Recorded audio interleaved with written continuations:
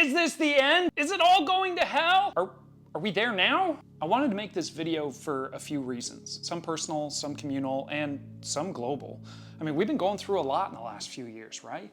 We've got yet another presidential election threatening to tear the country that I live in apart. We've got rising unrest in countries around the world, destabilization in global markets, national inflation killing our ability to buy groceries and houses, wages have stagnated, environmental disasters are up, rising tides threatening sea-level cities, also up. The wealthiest donor base supporting the world's nonprofits is literally dying off. The church, if you care about that sort of thing, is in a free fall attendance-wise.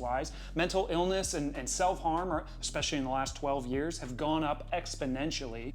And then I've got my own stuff that I won't bore you with, but is making me question, what in the world are you up to, God? I mean, you ever feel that way? It can all be unnerving, destabilizing, right? Some people like to make the claim, we're in the last day. The apocalypse is nigh. People start pointing to books of the Bible like Revelation a little more often. And none of that's new, by the way. I mean, Christians in every single generation have quickly run to the book of Revelation when life gets chaotic. But in my humble opinion, they go for the wrong reasons, trying to interpret the ancient text through the lens of today's events. Is this hurricane the fourth storm? Is the vaccine the mark of the beast? Is monkeypox the pale horseman? Is this the end? I mean, are we about to elect the Antichrist president or prime minister, the devil incarnate? That's another reason I wanted to make this video, by the way. Someone asked me to do a series on the devil, so here we go. Listen, I think it's good that the chaos of the world and human existence drives us to the book of Revelation. But when we try to interpret or correlate current events with the images contained in that book, we end up asking the wrong questions and missing out on far more satisfying answers. So because of that, I'm going to do a series of videos on the book of Revelation. Because ultimately, my goal, and the goal of this channel, is to help you understand and practice the Christian faith, especially if you don't go to church. And if any of that interests you, then go ahead and hit that subscribe button. And I'll tell you, understanding Revelation amidst life's chaos plays an important part of this. Now, the first question we're going to start this off with is, why do we care what Revelation says? Why did anyone care?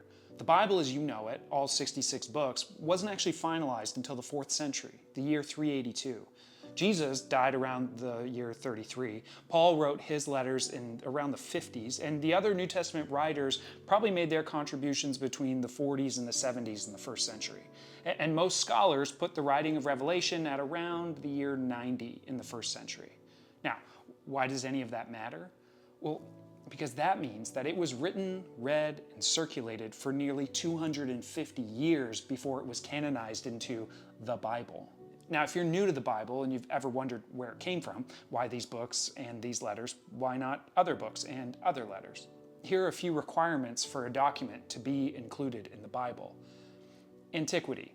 It had to be written within the 1st century. Authorship. It had to be written by an eyewitness to the resurrection of Jesus or a close contact of an eyewitness. One of the other requirements was audience. It needed to have been read universally and accepted by the churches across the known world. Were all the churches in the first few centuries reading and finding value in the document? Okay, it's in. Knowing that should make you wonder though, why were those early 1st, 2nd, and 3rd century churches reading the book of Revelation? I mean, what did it do for them?